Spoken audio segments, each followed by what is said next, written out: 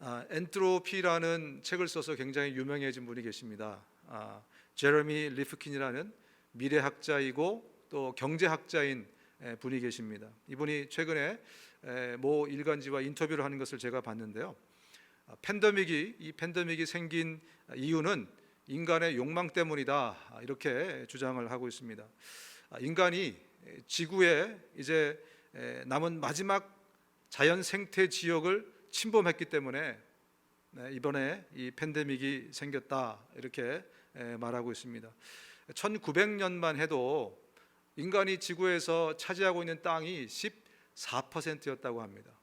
그런데 2020년이 되자 지금은 77%나 우리 인간이 지구의 땅을 차지를 하고 있습니다.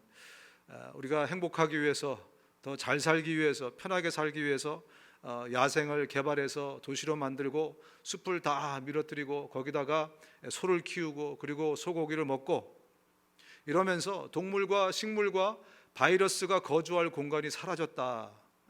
그래서 이제 그들도 생존 경쟁을 하게 된 거죠. 그래서 동물들이 점점 인간이 거주하는 데로 내려오기 시작하고, 그래서 저희 동네 보면 아침에도요 마치 카요리가 개처럼 막 이렇게 다니는 걸 볼 수 있어요. 또 이 바이러스도요 동물의 몸을 타고 이제 거주할 공간이 없으니까 동물을 따라서 인간의 몸으로 들어오게 되었다, 이렇게 이야기를 하고 있습니다. 그래서 에볼라, 사르스, 메르스, 지카 이런 팬데믹들이 계속해서 주기적으로 반복이 되는 것은 인간의 욕망 때문에 그렇게 된 일이다, 이렇게 이야기를 하고 있습니다.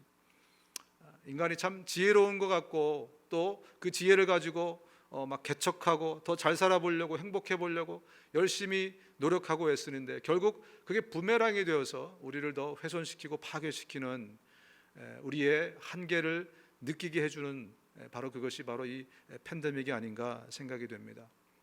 인간이 언제 가장 행복할 수 있을까? 인간이 언제 가장 정말 잘 살 수 있을까? 이 땅을 지으신 우리 하나님의 그 섭리에 순종하고 순복하고 순응하며 살 때, 그때 인간은 가장 행복한 존재입니다. 성경은 계속해서 그것을 창세기부터 계시록까지 우리에게 말씀해 주고 계세요. 언제 네가 가장 행복하냐면 이 땅을 지으신 조물주의 뜻을, 그 뜻 가운데, 섭리 가운데 우리가 순복하고 그분에게 이끌려 살아갈 때, 그때 우리가 가장 행복하고 가장 기쁜 삶을 살 수 있다. 성경에서 계속 반복해서 우리에게 주고 있는 메시지입니다. 성령께서는 오늘 이 사도행전의 본문을 통해서 대표 사도라고 할 수 있죠. 베드로, 요한, 12 제자들 중에서 대표 사도인 그 두 사람을 특별히 이 무대에 등장시킵니다. 그리고 또 예루살렘 지역에서 가장 피폐하고 어떻게 보면 가장 불쌍하고 가장 저주받은 듯한, 이제 정말 소망이 아무것도 없는 그 한 인생을 또 부르십니다. 그래서 이 세 사람의 삶을 통해서 자연인이 성령의 사람이 되었을 때 삶이 어떻게 달라졌나, 이것들을 오늘 본문을 통해서 저와 여러분들에게 보여주고 계십니다. 왜 이것을 보여주냐면 우리 같은 자연인들이 성령의 사람이 되었을 때 이렇게 살아야 된다, 이 가이드라인을 우리에게 가르쳐 주시기 위해서 그렇습니다. 이렇게 사는 것이 성령의 사람의 어떤 자연스러운 삶의 방법이고, 그리고 그렇게 살 때 우리가 가장 행복한 것이다 라는 메시지를 오늘 본문을 통해서 저와 여러분들에게 말씀해 주고 있는 것입니다. 성령의 사람들의 오늘 한 세 가지 정도의 특징을 우리가 한번 좀 알아보려고 합니다. 먼저는요, 성령의 사람들은 반드시 성령의 이끌림을 받으면서 살아야 됩니다. 저와 여러분들은, 성령의 사람들은 반드시 성령의 이끌림 가운데 그분이 끌어주시고 이끌어 주시는 대로 우리는 사는 것, 이것이 가장 우리를 행복하게 하고 복되게 한다는 사실입니다. 본문으로 돌아가서요, 1절부터 5절입니다. 제9시 기도 시간에 베드로와 요한이 성전에 올라갈새 나면서 못 걷게 된 이를 사람들이 메고 오니 이는 성전에 들어가는 사람들에게 구걸하기 위하여 날마다 미문이라는 성전문에 두는 자라. 그가 베드로와 요한이 성전에 들어가려 함을 보고 구걸하거늘 베드로가 요한과 더불어 주목하여 이르되 우리를 보라 하니 그가 그들에게서 무엇을 얻을까 하여 바라보거늘. 여러분, 유대인들은 하루에 3번씩 기도를 합니다. 언제 기도하냐면 아침에 9시에, 그리고 정오 12시에, 그리고 오후 3시에 이렇게 꼬박꼬박 이렇게 버릇처럼 해서 기도를 합니다. 오늘 이 본문의 장면은 베드로와 요한이 오후 3시 기도를 하러 성전으로 가는 중이었습니다. 미문을 통과해서 성전문으로 들어가려고 하는데, 미문이라는 것은 The Beautiful Gate, 아름다운 문이라는 뜻입니다. 아마 그 문이 굉장히 아름답게 그렇게 지어졌던 것 같아요. 아름다운 문을 통과해서 이제 기도하러 들어가려고 하는데, 거기에 안진뱅이 거지가 앉아서 구걸하고 있는 것을 주목하게 되었다고 얘기합니다. 여러분, 베드로와 요한이 과연 평소에 이 안진뱅이를 몇 번이나 봤을까요? 오늘 처음 본 걸까요? 아마 베드로와 요한은 성전을 지나갈 때마다 그 안진뱅이를 봤을 것입니다. 아름다운 문 앞에 정말 가장 추한 모습으로 앉아있는, 그가 얼마나 대비가 됐겠습니까? 평소에도 아마 그를 봤을 텐데, 오늘 본문에는 뭐라고 얘기하냐면 주목하여 보았다라고 그렇게 말씀하고 있습니다. 주목해서 봤다라는 것은요, 아테니조라는 단어인데, 주목하다, 아테니조, 이것이 어떤 의미냐면 500여 명의 우리 성도들이 예수님이 승천하시는 그 장면을 아테니조 했다, 바라봤다. 어떤 의미인지 아시겠죠? 스데반 집사가 순교하면서 돌에 맞아 죽는 순간에 하늘문이 열립니다. 그리고 예수님이 서 계신 것을 아테니조 했다, 이렇게 표현하고 있습니다. 아테니조라는 것은 그냥 봤다가 아니라 굉장히 심각하게 집중해서 주목해서 봤다, 그런 의미입니다. 이 두 제자가, 대표 사도들이 그를 주목해서 보자 기적이 일어났습니다. 거기서 40년 동안 한 번도 일어서 본 적이 없는 그가 일어서게 됩니다. 그리고 성전 안으로 달려가서 거기서 하나님을 찬양하고 경배하고 아주 놀라운 일이 발생합니다. 그리고 더더욱 놀라운 일은 바로 그 일을 통해서 남자가 5,000명이나 구원받는, 회심하는 엄청난 정말 기적적인 일이 발생했습니다. 여러분, 남자가 5,000명이라는 이 말이 갖고 있는 의미가 뭐냐면, 가장이 5,000명이에요. 그러면 5,000 가정이 주님께 돌아왔다, 그러한 의미입니다. 학자들에 의하면 당시에 이 유대 가정의 보통 평균 연령들이, 평균 인원수가 한 5인 정도가 됐다고 합니다. 부모 중에 한 분이 살아있으면 보통 5명이 한 가정을 이루게 되는데, 5,000명 곱하기 5명 그러면 어떻게 되죠? 25,000명이나 되는. 당시 예루살렘의 인구가 8만 명이었다 그래요. 8만 명에서 10만 명, 또 적게 잡으면 6만 명. 그러면요, 이 숫자로 우리가 한번 계산을 해보면 거의 3분의 1 이상의 사람들이 하루아침에 이 안진뱅이 사건을 통해서 주님께 돌아오는, 어떤 학자들은 이 예루살렘의 절반의 인구가 하나님께 돌아오는 놀라운 역사가 오늘 펼쳐졌다, 그렇게 평가하기도 합니다. 여러분, 이 안진뱅이를 일으킨 건 누구죠? 베드로와 요한입니까? 사람들은 그렇게 생각했는데요, 오늘 본문을 보니까 베드로와 요한이 이렇게 얘기합니다. 베드로가 이것을 보고 백성에게 말하되, 이스라엘 사람들아, 이 일을 왜 놀랍게 여기느냐? 우리 개인의 권능과 경건으로 이 사람을 걷게 한 것처럼 왜 우리를 주목하느냐? 누가 한 것이기 때문에, 성령께서 한 것이기 때문에 우리를 주목하지 말라. 이 일을 한 것은 성령께서 일으키신 일이다. 먼저는 그래서 아마 베드로와 요한이 깜짝 놀랐을 겁니다. 왜냐하면 성령이 음성을 들려주셨는데 음성대로 했는데요, 평소에 그들은 예수님이 기적을 일으키는 것을 많이 봤습니다. 그죠? 죽은 사람이 살아나는 것까지 봤어요. 그런데 성령께서 음성을 들려주셔서 그 음성대로 순종했더니, 손을 내밀었더니 어떤 일이 벌어졌습니까? 40년 묵은 안진뱅이가 처음 일어난 거예요. 내 손을 통해서 주님의 권능이 전달된 거죠. 아마 제일 놀란 것은 안진뱅이보다 베드로와 요한이 더 놀랐을 겁니다. 아니, 나도 이렇게 이런 권능에 내가 쓰임받을 수 있는가? 여러분, 오늘 사건은 자기 주도적으로 살아가던 자연인이 성령을 받고 성령의 이끄심을 따라 순종했을 때 삶에 어떤 변화가 일어나는지, 이것을 보여주는 큰 메시지를 담고 있는 사건입니다. 베드로와 요한, 이 제자들은요, 예수님을 따라서 3년 동안이나 훈련을 받았음에도 불구하고 여전히 자연인으로 자기 주도적인 그런 삶을, 내 인생을 내가 이끌고 가는 그런 삶을 살았던 사람들입니다.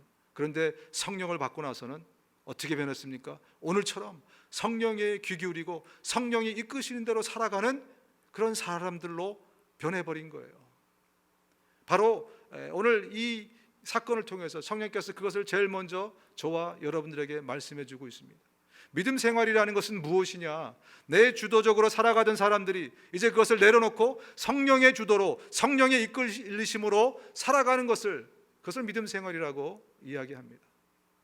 저와 여러분들이 믿음 생활을 정말 잘 한다는 것은 내 주도적인 나의 뜻과 나의 의와 내 것을 다 내려놓고 이제는 귀를 열고 성령의 이끄심과 인도하심을 사모하고 그분에게 순복하고 순종하며 살아가는 것, 그것이 바른 믿음 생활이라는 것을 우리가 기억해야 됩니다. 여러분, 인간과 인간의 관계는요, 아무리 가까운 친구나 부부 사이라도 한쪽이 다른 한쪽을 너무 디펜더하고 너무 의존하면 어떻게 되죠? 관계가 나중에 어그러질 수가 있습니다. 처음에 이 사랑의 콩깍지가 딱 끼어 있을 때는 그게 문제가 되지 않아요. 근데 이 사랑의 콩깍지가 딱 떨어지면 그 다음부터 한쪽이 다른 한쪽을 너무너무 의지하게 되면 그러면 관계가 오래 갈 수가 없습니다. 사고가 일어나게 돼 있어요. 그런데 여러분이 관상용으로 키우시는 여러분 가정에 있는 어항 속의 물고기와 여러분의 관계를 한번 생각해 보자고요. 여러분 가정에 있는 그 물고기와 여러분의 관계는 언제 아름다운 관계가 됩니까? 이 물고기가 100% 여러분에게 순응하고 의존적인 관계가 될 때, 이 물고기가 너무 자기 주관적이고 자기 주도적으로 살아요. 그래서 내가 이렇게 만들어줬는데 여기 너무 좁아, 그럼 자꾸 튀어나오려고 그래요. 여러분이 자꾸 이 먹이를 주는데 그거 싫다는 겁니다. 더 좋은 퀄리티로 나에게 먹이를 달라, 자꾸 이렇게 컴플레인하면 그 관계가 어떻게 되겠습니까?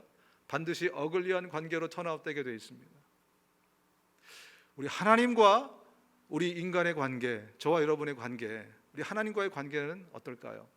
인간과 인간의 관계에 더 가깝습니까? 아니면 물고기와 여러분과의 관계가 더 가까울 것 같으세요? 하나님과 여러분의 관계, 하나님과 우리의 관계는요, 인간과 인간 사이 이 관계보다는 물고기와 나와의 관계에 더 비슷할 것 같아요.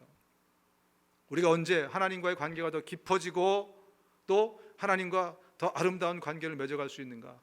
우리가 물고기처럼 100% 하나님 의존적으로, 하나님 순종적으로 살아갈 때, 그분의 이끄심대로 우리가 이끌려갈 때, 그때가 가장 아름답고 귀한 관계를 하나님과 맺어갈 수 있다는 사실을 기억해야 됩니다.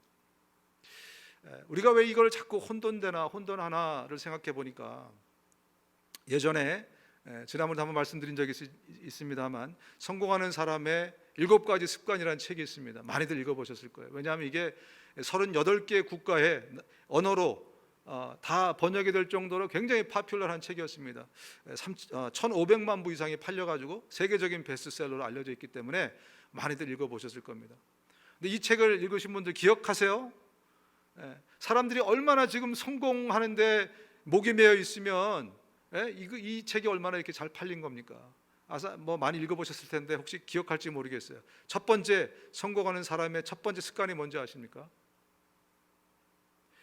자기 주도적 삶을 살라. 성공하려면, 세상에서 사회에서 성공하려면 첫 번째 조건이 뭐냐면 자기 주도적 삶을 살라. 우리가 바로 이것 때문에 믿음의 사람들이 굉장히 헷갈리는 것 같아요. 여러분, 왜냐하면 이것은 영적으로 보면 정반대이기 때문에 그렇습니다. 세상에서 성공하려면 내 주도적으로 살아야 되지만 하나님 앞에서 성공하려면 100% 하나님 주도적으로, 100% 하나님께 순응하면서 사는 것, 그것이 성공한 영적 생활이기 때문에 우리가 자꾸 혼돈이 되는 것 같습니다. 여러분, 그렇습니다. 믿음 생활이라는 것은 내가 내 자기 주도적으로 살면 세상에서는 성공할지 모르지만 믿음 생활에서는, 영적인 생활에서는, 하나님과의 관계에서는 이것은 오히려 정반대의 효과를 낳는다는 것을 우리가 반드시 기억하고, 우리는 어떻게 해서든지 하나님이 나를 어떻게 이끄시나를 들으려고, 쫓아가려고 애쓰고 순종하는 사람이 되어야 된다는 것입니다. 여러분, 구약의 인물 중에 가장 순종적인 인물, 그러면 어떤 인물이 떠오르십니까? 저는 창세기를 보면서 이삭이 떠올랐어요. 이삭이. 이삭은요, 그 어릴 때부터 모리아산 사건 기억하시지 않습니까? 모리아산에서 정말 100% 순종적인 그의 모습을 보여줍니다. 그러면서 그 인생 전체가 굉장히 하나님께 순종적인 삶이었다는 것을 성경이 보여주고 있어요. 하나님이 여호와께서 이삭에게 나타나 이르시되 애굽으로 내려가지 말고 내가 너에게 지시하는 땅에 거주하라. 이 땅에 거류하면 내가 너와 함께 있어서 너에게 복을 주고 내가 이 모든 땅을 너와 네 자손에게 주리라. 이렇게 얘기하니까 이삭이 그랄에 거주하였더니 라고 기록이 되어 있습니다. 이렇듯 이삭의 삶은요, 늘 하나님께 디펜드하고 하나님께서 말씀하신 대로 순복하고 순종하며 살았습니다. 그래서 어떤 결과를 맞이했습니까? 이삭이 가는 곳마다 광야에서 혹은 사막에서 우물을 파면요, 거기서 샘이 터져요. 하나님이 그를 블레스해 주는 겁니다. 하나님의 뜻을 쫓아 사는 삶이 평안하고 풍성하고 형통하게 되는 것을 성경이 말씀해 주고 있어요. 여러분, 반대로 가장 자기 주도적으로 살았던 사람 그러면 누가 떠오르십니까? 아마 많은 분들이 야곱을 떠올릴 거예요. 아이러니하게도 가장 순종적으로 살았던 이삭의 아들이 야곱입니다. 성경에는 이 두 사람의 삶이 대비가 돼 있어요. 야곱은 정말 자기 주도적으로 살았던 사람입니다. 그래서 잔꾀를 내고 잔머리를 굴린다고 하죠.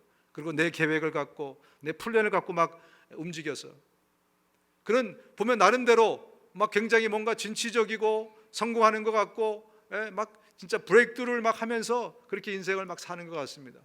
그런데 결국 그의 인생의 말미에 어떤 고백을 하게 됩니까? 성경은 이렇게 기록하고 있습니다. 창세기 47장 9절입니다.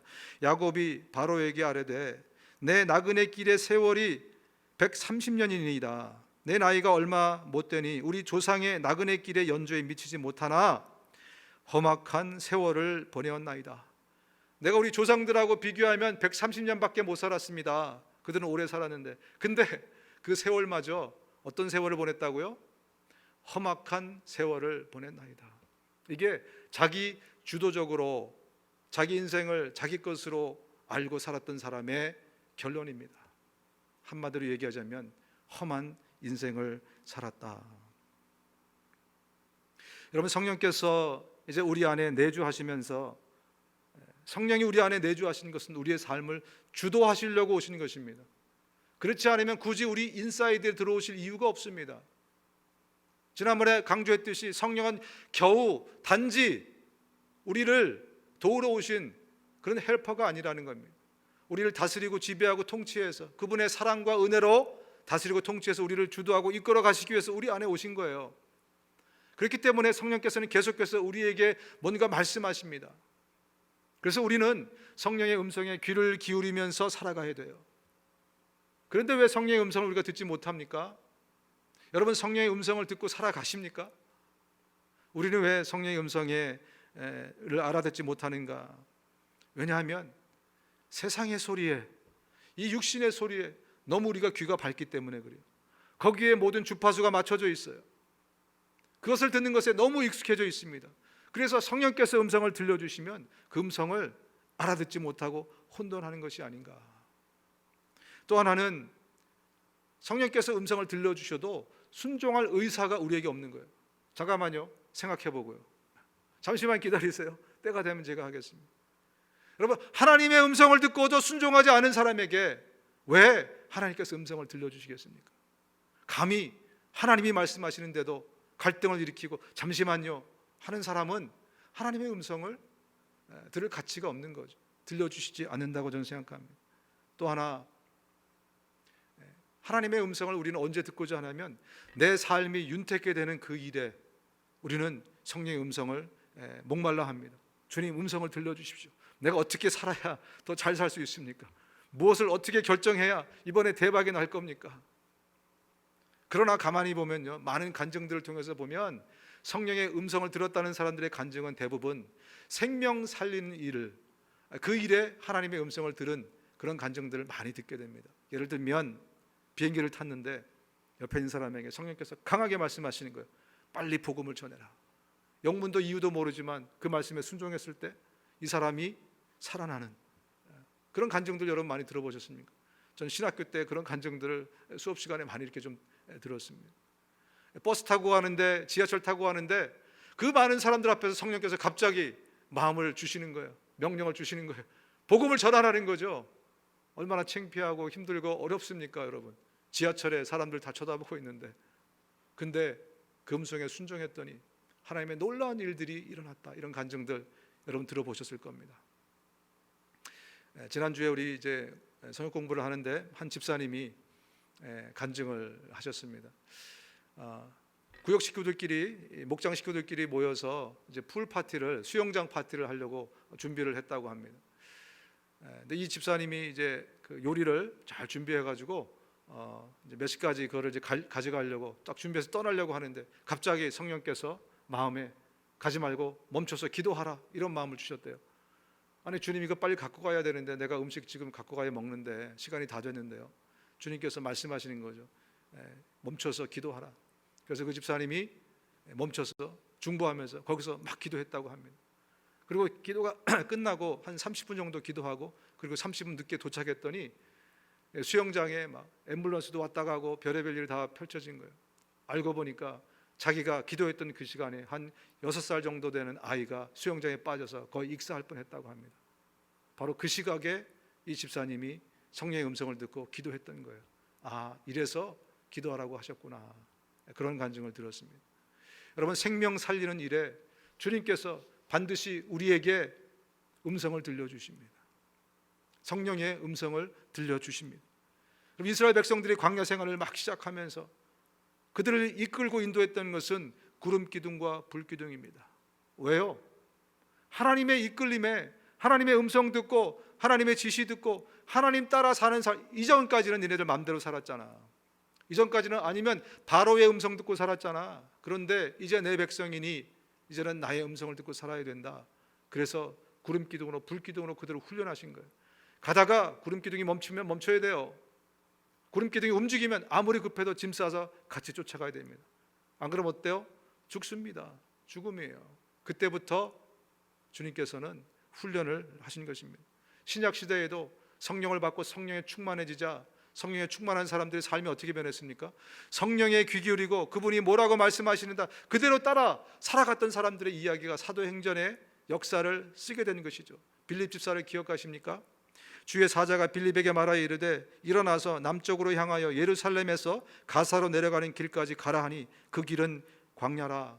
갑자기 빌립 집사에게 하나님께서 광야길로 가라고 하시는 겁니다. 빌립이 어떻게 합니까? 시쳇말로 묻지도 따지지도 않고 성령의 음성을 들려주니까 바로 그 길로 내려갔어요. 그랬더니 오늘날 이기설 목사님이 가서 전도할 수 있는, 복음 사역을 할 수 있는 이디오피아의 환경을 만들어 놓으신 거죠. 이기설 목사님에 의하면 가서 보니까 그때 복음이 들어왔다는 거예요. 이 내시를 통해서 그때 복음이 들어온 걸로 이 이디오피아 사람들도 알고 있다는 겁니다. 하나님의 성령의 음성에 귀 기울이고 순종했을 때 주님이 놀라운 일들을 이루신다는 거예요. 성령의 사람들은 이제는 내 주도적으로 내 삶을 살아갈 것이 아니라 성령이 뭐라고 말씀하시나 거기에 귀 기울이고 그 음성 듣고 쫓아가며 살아야 된다는 겁니다. 이 시간에 여러분 결단하시기 바랍니다. 내가 성령의 사람이라면, 내가 성령의 사람이므로 나는 오늘부터 내 주도적인 삶이 아니라 성령에 이끌려 살아가는 삶을 살겠습니다. 이렇게 결단하시기 바랍니다. 이것이 가장 우리가 행복해지는 길이기도 하고 가장 아름답고 귀하게 살아가는 길이며 주님과 그 깊은 관계를 이어가는 유일한 길이기 때문에 그렇습니다. 여러분, 두 번째, 성령의 사람들은 살아계신 예수의 권능을 힘입어 사는 존재들입니다. 살아계신 예수의 권능, 살아계신 예수의 권능에 힘입어서 사실 수 있으시기를 바랍니다. 본문으로 돌아갑니다. 베드로가 이르되 은과 금은 내게 없거니와 내게 있는 것을 너에게 주노니 나사렛 예수 그리스도의 이름으로 일어나 걸으라 하고 오른손을 잡아 일으키니 발과 발목이 곧 힘을 얻고 뛰어 서서 걸으며 그들과 함께 성전으로 들어가면서 걷기도 하고 뛰기도 하며 하나님을 찬송하니. 오늘 베드로와 요한이 안진뱅이에게 준 것은 은과 금이 아니라고 말씀하고 있습니다. 은과 금을 준 것이 아니라 나사렛 예수의 이름, 즉 예수의 주권, 예수의 존재의 본질을 준 것입니다. 이름이라는 것은 존재의 본질, 곧 그 사람을 이야기하는 겁니다. 베드로의 손을 통해서 예수님의 손을 잡은 바로 이 안진뱅이가 어떻게 됐습니까? 40년 동안 한 번도 일어나 본 적이 없는 그가 일어서서 걷고 뛰면서 성전으로 달려가서 하나님을 찬양하는 놀라운 일이 벌어집니다. 오늘 성령께서는 왜 이 장면들을, 왜 이 사건들을 일으키셨는가? 예수 그리스도의 살아계심을 처음으로 만방에 드러내는 사건입니다. 예수 그리스도가, 죽었던 그 예수가 부활해서 살아계셔서 저 하늘에 그냥 계신 것이 아니라 우리 삶의 현장에 살아 역사한다는 것을 지금 성령께서는 처음 공개적으로 드러낸 것이고, 바로 그것을 경험한 5천 명의 남자들이 그 살아계심을 부인할 수 없어서 그 살아계심을 똑같이 경험해서 그들이 예수님을, 살아계신 예수님 앞에 나온 사건이 바로 오늘 이 안진뱅이 사건이라는 것입니다. 여러분, 오늘날 우리가 갖고 있는 이름의 의미와 2000년 전에 유대 사회에서 갖고 있는 이름의 의미는 굉장히 다릅니다. 오늘은 누가 누구인지를 구별하기 위해서 이름을 짓습니다. 그러나 당시에 2000년 전에 유대 사회에서의 이름이라는 것은 그 사람의 존재입니다. 존재 자체. 이름이 있다는 것은 그 사람이 있는 거예요. 예수 그리스도의 이름을 주었다는 것은 예수 그리스도가 그의 손을 잡았다는 것입니다. 예수 그리스도를 그가 만났다는 것입니다. 그래서 안진뱅이의 삶에 변화가 생겨나는 것이죠. 안진뱅이를 일으키는 것은 은과 금이 아닙니다. 부활해서 지금 현재 살아 역사하시는 예수 그리스도, 그분이 베드로의 손을 통해서 그를 잡은 것입니다. 성령이 부각하는 것은 바로 그 장면입니다. 예수가 살아서 그를 직접 일으키셨다. 오늘날도 수많은 사람들이 은과 금을 찾아 헤매고 있습니다. 왜냐하면 은과 금을 내가 얻게 되면 거기서 내 생명이, 거기서 내 행복이, 거기서 내 기쁨이 나온다고 잘못 알고 있기 때문에 그래요. 그래서 수많은 사람들이 은을 향해서, 금을 향해서 그들의 인생을, 그들의 생명을 허비하면서, 그러면서 살아가고 있습니다. 오늘 우리가 살고 있는 이 사회를 자본주의 사회 이렇게 부릅니다. 캐피탈리즘, 자본주의 사회. 이 자본주의 사회는 이윤을 목적으로 하는, 돈이 지배하는 사회, 돈이 전부인 사회, 돈이면 뭐든지 할 수 있는 사회. 이 사회가 여러분 잘 아시는 것처럼 우리가 살아가는 자본주의 사회입니다. 왜냐하면 돈이 내 신분을 결정하기 때문에 그래요. 돈이 여러분의 위치를 결정하기 때문에 그렇습니다. 돈이 나의 사회적 지위를 결정하기 때문에 그래요. 그래서 돈을 잃으면 어떻게 되죠? 사회적 지위를 잃어버리는 거예요. 돈을 잃어버리면 내 위치가 없어지는 거예요. 그러니까 죽자고 돈 벌려고 은과 금을 향해서 사람들이 달려가는 것입니다. 여러분, 그러다 보니까 돈을 많이 모으면 사람들이 어떤 착각에 빠지냐면 내가 하나님이 된 듯한 착각에 빠져요. 왜? 돈이면 뭐든지 할 수 있는 사회에 돈을 들고 있으니 내가 하나님처럼 되지 않겠습니까? 나도 모르는 사이에 그런 마인드가 내 안에 생겨나기 시작합니다. 그래서 천민자본주의 이런 말이 등장하는 겁니다. 또 그러면서 갑질 문화 이런 것들이 생겨나는 겁니다. 성경이 뭐라고 말씀하고 있냐면 한 사람이 두 주인을 섬기지 못할 것이니 혹 이를 미워하고 저를 사랑하거나 혹 이를 중히 여기고 저를 경히 여김이라. 너희가 하나님과 재물을 겸하여 섬기지 못하느니라. 누구도 예외 없이 하나님을 섬기든지 돈을 섬기든지 이렇게 된다는 거예요. 우리 생각에는 둘 다 할 수 있는 자신이 있을 것 같은데요, 누구도 예외 없이 하나님을 섬기면 돈을 소홀히 섬기게 되고 소홀하게 되고, 돈을 섬기면 하나님을 소홀하게 된다, 이렇게 말씀하시면서 두 주인 앞에 누가 너의 주인인지를 분명히 하라고 말씀하고 있습니다. 이 세상에는 두 종류의 사람이 있습니다. 돈을 하나님으로 모시고 살아가는 사람과 또 하나님을 하나님으로 모시고 살아가는 두 사람이 있을 뿐입니다. 여러분은 어디에 속한 사람입니까? 나는 어디에 속해 있는가를 한번 생각해 보셔야 됩니다. 이스라엘 백성들이 가나안 땅으로 들어갔을 때 처음부터 실패한 이유는 하나님을 버려서가 아닙니다. 그들은 한 번도 하나님을 버린 적이 없어요. 근데 왜 망했는가? 하나님도 섬기고 우상도 섬겼기 때문에 그래요. 하나님도 섬기고 성경의 표현에 의하면 우상도 겸하여 섬겼기 때문에 그래요. 하나님을 버린 적이 없습니다. 그런데 우상도 같이 섬겼기 때문에 그들이 망했다는 거죠. 이 한 이스라엘이 그래서 두 이스라엘로 쪼개지지 않습니까? 북이스라엘, 남유다. 북이스라엘에 하나님이 이 여로보암이라는 사람에게 은혜를 주셨어요. 그래서 그를 북이스라엘의 왕으로 세우십니다. 근데 그때부터 이스라엘이 340여 년 동안에 영적으로 두 길로 갈려버립니다. 한 길은 다윗의 길이에요. 다른 한 길은 여로보암의 길입니다. 이 여로보암을 왕시켜줬더니 그가 정말 충실하게 감사하게 그 왕 역할을 잘 감당해야 되는데, 이 여로보암이 하나님도 섬기고 우상도 같이 섬겼습니다. 여로보암은 하나님을 버린 적이 없습니다. 하나님도 우상도 겸하여 섬겼습니다.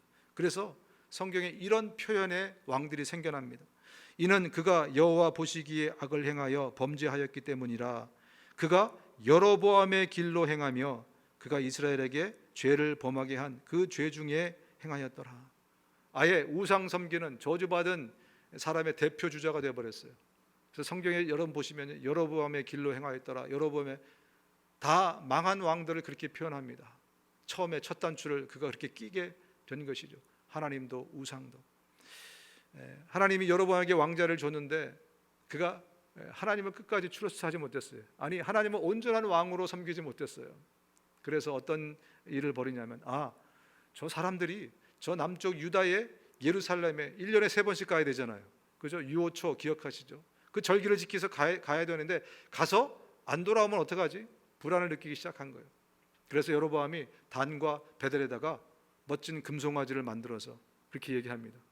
내려가지 마시고 이것을 섬기십시오. 이게 하나님입니다. 그래서 이걸 섬기는 게 하나님 섬기는 겁니다. 이렇게 백성을 오도하기 시작하면서 여로보암의 길이 그때 만들어지게 된 것입니다. 이에 계획하고 두 금송아지를 만들고 무리에게 말하기를, 너희가 다시는 예루살렘으로 올라갈 것이 없도다. 이스라엘아, 이는 너희를 애굽 땅에서 인도하여 올린 너희의 신들이라 하고 하나는 베델에 두고 하나는 단에 둔지라. 그런데 이 북이스라엘 19명의 왕들이 다 망해버렸어요. 다 무슨 길로 갔다고요? 여로보암의 길로 가버렸습니다. 남유다에는 다행히도 몇 왕들이, 다는 아니고 20왕 중에 몇 왕들이 이렇게 섬겼습니다. 요시야가 여호와 보시기에 정직히 행하여 그의 조상 다윗의 길로, 다윗의 모든 길로 행하고 좌우로 치우치지 아니하였더라. 여러분, 우리의 신앙생활도 보면 비슷하지 않습니까? 우리는 한 번도 하나님을 배신하거나 주님을 떠난 적이 없어요. 문제가 뭐죠? 여로보암처럼 돈을 같이 섬기는 거예요. 내 욕망을, 또 나의 어떤 성취, 꿈, 비전, 내 거, 이것을 하나님과 섞어서 같이 섬기는 겁니다. 하나님처럼 같이 대하는 겁니다. 이 길은 다윗의 길이 아니라 여로보암의 길이라고 성경이 말씀하고 있는 거예요. 우리는 돈의 힘으로 살아가는 존재가 아닙니다. 어떤 세상에 있는 것으로 살아가는 존재가 더 이상 아닌 거예요. 우리는 예수 그리스도, 그분과 함께 그분의 권능으로, 그분의 능력으로 살아가는 존재가 바로 저와 여러분인데, 자꾸 힘 있는 돈을, 자꾸 힘 있는 세상의 것을 우리가 하나님으로 여기고 섬기며 살아가는 어리석은 우를 범할 때가 있다는 거예요. 그래서 주님이 말씀하십니다. 요한복음 16장 24절, 예수님의 말씀입니다. 같이 한번 읽었으면 좋겠습니다. 요한복음 16장 24절 시작. 지금까지는 너희가 내 이름으로 아무것도 구하지 아니하였으나 구하라, 그리하면 받으리니 너희 기쁨이 충만하리라. 이제까지는 너희가 내 존재의 본질, 내가 나타나서 내가 도와주지 않았으나 이제는 때가 됐다.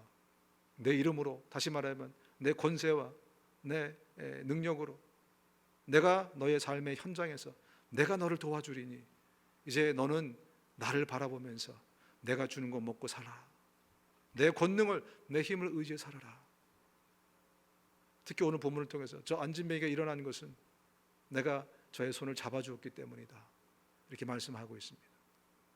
오늘 주님께서 여러분의 삶에 말씀하시는 그 음성을 들으시기 바랍니다.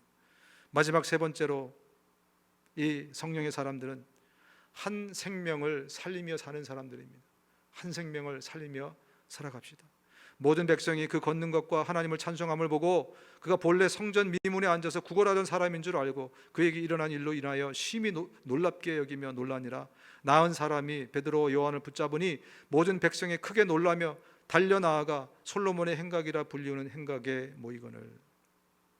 여기서 11절을 보면 한국말 성경이 이렇게 번역이 되어 있는 거죠. 나은 사람이 베드로와 요한을 붙잡았다. 안진뱅이가 베드로와 요한을 붙잡았다라고 되어 있는데 원어를 보면 어떤 표현이냐면요, 크라테오, 붙잡았다라는 것은 꼭 달라붙었다 그런 의미예요. 베드로와 요한을 이제 붙들어 가지고 확 붙은 게 아니라 그 베드로와 요한을 딱 달라붙어 가지고 복음 전하는 데 이래 가면 같이 가 있고 여기 가면 저기 같이 쫓아가 있고 딱 달라붙어서 안 떨어졌다, 그런 의미로 말하고 있는 것입니다. 오늘 이 사건을 통해서 성령께서 말씀하시는 메시지는 뭐냐면, 한 인간이 예수님을 만나면 어떤 일이 벌어지는가, 한 자연인이 예수님을 만나면 어떤 일이 벌어지는가, 삶이 전화위복이 되는 거예요. 삶의 회복이 일어나는 겁니다. 여러분, 우리 삶에 회복이 되어야 될 것이 많지 않습니까? 전화위복이 되어야 될 많은 일들이 있지 않습니까? 때로는 내 잘못 때문에, 때로는 누구의 잘못 때문에 이게 정말 역전되어야 될 그런 사건들, 일들이 많이 있지 않습니까? 언제 그 일들이 일어나는가? 은과 금을 가질 때 그 일들은 절대 일어나지 않습니다. 은과 금이 내 인생을 역전시킬 수 없습니다. 성령께서 보여주시는 것은 뭐냐면, 예수 그리스도 그분의 손을 잡을 때 예수 그리스도 그분을 통해서 내 삶에 회복이 일어나고 역전이 일어나고 전화 위복이 된다는 거예요. 또 한 가지, 빛 대신 그분이 내 인생을 비춰주잖아요. 어둠 가운데 있을 때 볼 수 없었던 나의 가치가 드러나게 되어 있습니다. 그때부터 나의 가치가 세상 가운데, 나도 몰랐던 나의 가치를 내가 발견하게 되고 세상도 그 가치를 발견하게 되는 거예요. 오늘 안진뱅이를 통해서 주님이 그 메시지를 던져주고 있습니다. 이 안진뱅이는요, 당시 예루살렘 근방에서 가장 비참하고 가장 처참하고 가장 불쌍한 존재, 안진뱅이였을 겁니다. 당신은 장애를 가진 것을 저주라고 여겼어요. 그런 사회입니다. 근데 그는 태어나면서부터 저주받은 자예요. 자기 의사와 상관없이 그런 상태에서 인생을 출발했습니다. 얼마나 인생이 비참했겠습니까? 그가 할 수 있는 일이라고는 누군가가 자기를 성전에 아름다운 그 아름다운 문 앞에 거지 발사계를 가장 추하고 가장 정말 혐오스러운 그 모습에 자기를 갖다 앉혀주면 거기서 겨우 구걸이나 하고 살아가던 존재가 안진뱅이였던 것입니다. 그런데 어떤 일이 벌어집니까? 그가 예수의 손을 잡게 되자, 베드로의 손을 통해서 예수의 손을 잡게 되자 그의 인생에 역전이 일어났습니다. 가장 영적으로 피폐하고 가장 육신적으로도 피폐하고 가장 정신적으로도 정말 구제불능이었던 그런 사람이 예수 그리스도를 통해서 그가 일어나게 된 것입니다. 오늘 본문을 보면요, 그가 그 가운데서 한 가지 소원이 있었다는 것을 우리가 추측할 수 있습니다. 그의 소원이 뭐였냐면, 나도 남들처럼 저 아름다운 문을 통과해서 저 성전으로 들어가서 기도하고 찬양하고 예배하고 하나님 좀 만나보자. 그게 그의 소원이었습니다. 왜냐하면 그가 걷게 되었을 때 여러분 같으면 어디로 가겠어요? 엄마! 아마 40년 동안 걸어보지 못했던 그가 걷게 되면 당장 집으로 달려갔을 것입니다. 그런데 어떻게 합니까? 집으로 달려가지 않았어요. 성전을 향해 달려갔어요. 그 얘기는 뭡니까? 그의 평소의 소원이 그거였다는 거예요. 하나님이 살아계시면 나도 저 문을 통과해서 저 속에 들어가서 내가 주님 만나보고 싶습니다. 나도 주님께 예배하고 제사 드리고 나도 찬양하고. 그래서 그가 일어나자마자 뛰쳐 들어가는 것이 바로 The Beautiful Gate, 저 아름다운 문으로 통과해서 들어간 것입니다. 그리고 어떻게 됐습니까? 그는 이제부터는 거지가 아니라요, 안진뱅이가 아니라 하나님을 증거하는 대표 거지가 아니라 대표 간증자가 됐어요. 예루살렘을 대표하는 대표 간증자. 그도 몰랐던 그의 가치를 주님이 드러나게 하신 것입니다. 여러분, 인생의 역전, 인생의 전화위복은 은과 금으로 할 수 없습니다. 나사렛 예수 그리스도, 그분만이 우리의 망가진 인생, 우리의 과거를 다시 전화위복을 시키시고 그리고 새롭게 하시고 새 생명을 부어주실 수 있는 유일한 힘이고 소스입니다. 그분이 우리의 삶의 빛을 비춰줬을 때 나도 부모도 그 누구도 몰랐던 그 가치들이 세상 가운데 드러나게 되는 것입니다. 영적인 눈으로 오늘 이 사건을 살펴보면요, 우리 하나님은 40년 전부터 오늘을 준비하셨습니다. 오늘의 일을 준비하셨던 것입니다. 그는 40년 동안 억울하고 비통하고 정말 참담하게 그 세월을 지냈지만 오늘 예수 그리스도를 만나면서 하나님께서 그 40년의 억울함과 비통함을 갑절로 갚아주셨어요. 그리고 그에게 영생을 선물로 주십니다. 그리고 그의 인생은 앞으로 오히려 주님을 증거하는, 주님을 나타내는 주님의 대사로, 사도로, 간증자로 그렇게 쓰임을 받게 된 것입니다. 사실은요, 안전뱅이가 바로 우리의 모습입니다. 바로 이 안전뱅이가 저와 여러분입니다. 우리는 죄로 완전히 망가지고 저주받아서 태어나면서부터 저주받은 그런 인생, 회복불능의 상태인 저와 여러분, 이 회복불능의 상태인 우리를 새롭게 만들어주신, 새 인생으로 살게 해주신 분은 은과 금이 아니었습니다. 바로 나사렛 예수 그리스도, 그분이 우리에게 생명을 주시고 우리를 전화위복시켜 주시고 회복시켜 주시고 우리를 새롭게 해주신 것입니다. 그래서 우리도 저 아름다운 천국의 문을 들어갈 수 있도록 주님이 우리에게 은혜를 베풀어 주신 것입니다. 그렇다면, 그것이 사실이라면, 그것을 인정한다면, 내가 안진뱅이라는 것을 인정한다면 나도 이 안진뱅이처럼 이제는 그 생명을 증거하는, 내 삶에서 내가 경험하고 나에게 나타난 이 예수 그리스도, 그분이 살아계심을 증거할 수 있는 그런 삶을 살아야 된다는 것입니다. 이제는 한 생명을 살리며 살아가는 것이 안진뱅이 된 저와 여러분이 마땅히 해야 될 바로 그 일이라는 것입니다. 이제는 그 복락만 누리고 주님 감사합니다, 그 감격에서 젖어서 그렇게 살아갈 것이 아니라 그 감동과 그 감격 그대로를 가지고 아직도 안진뱅이로 살아가고 있는 수많은 영적 존재들에게 주님이 살아계셨습니다. 주님이 살아있습니다. 내 삶에 나타났습니다. 내가 주님의 손을 만졌습니다. 안진뱅이처럼 그렇게 간증하며 그 생명을 전할 수 있는 우리 모두가 되실 수 있기를 주님의 이름으로 축원합니다.